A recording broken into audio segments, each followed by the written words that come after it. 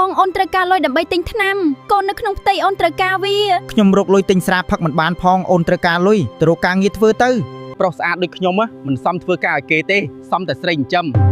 អូនមានផ្ទៃពោះ5ខែហើយបងនៅតែឲ្យអូនទៅរកការងារធ្វើទៀតឬកាលនៅកមុំអែមដែរឥឡូវមិនទាន់បានកូនមួយផងឡើងអាក្រក់ពុះកំពីងកំប៉ោងរកធ្វើអីមិនកើតឃើញមុខធុញតែម្ដងទៅរកស្រាផឹកវិញស្រាមួយដប 20000 រៀលបងស្រាក៏ថ្លៃ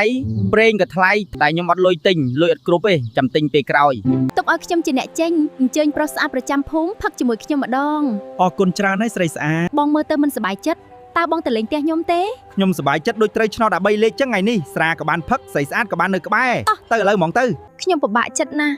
អេលុយក៏អត់ប្តីក៏ពឹងមិនបានគាត់មិនព្រមរកការងារធ្វើទេហើយការងារផ្ទះក៏មិនជួយខ្ញុំដែរថាហើយថាកុំយកអាតំណើបនឹងស្អាតតែរូបទេតែខ្ជិលលលួយរកលេខដាក់មិនមានទេគ្នាចង់រកការងារធ្វើគ្រាន់បានលុយខ្លះសម្រាប់ត្រៀមពេលសម្រាលកូនគ្នាកំពុងរកអ្នកជួយមើលកូនឯងមកធ្វើការផ្ទះឲ្យគ្នាមកពោះធំបែបនេះទៅរកការងារកន្លែងផ្សេងក៏ពិបាកដែរផ្ទះស្រីស្អាតពិតជាធំណាស់តែខ្ញុំនៅតែម្នាក់ឯងឯកាណាថ្ងៃនេះមានប្រុសស្អាតមកកំដរខ្ញុំរីករាយមែនតើខ្ញុំធ្វើបុណ្យដល់ទៅវិញទេធ្លាប់តែហូបផ្លែប៉ែឥឡូវសាក់ក្រូចម្ដងមើលផ្អែមឬជូរទៅណតើនេះជាយល់សប្តិឬជាការពិតមានទេពធីតាមកនៅមុខខ្ញុំបែបនេះជាគូជាមួយប្រុសស្អាតដាច់គេដូចជាបងនឹង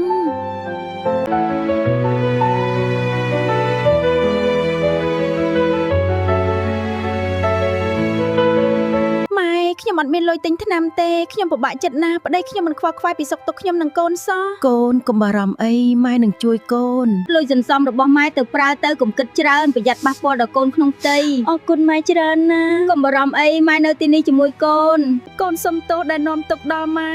ម៉ែហូបបាយជាមួយទឹកត្រីក៏បានឲ្យតែកូនបានសុខឃើញកូនពិបាកម៉ែឈឺចាប់ណាស់បាត់ប្តីខ្ញុំហើយបងប្អូនអើយមានឃើញប្តីខ្ញុំទេអ្នកមើលជួយប្រាប់ខ្ញុំផង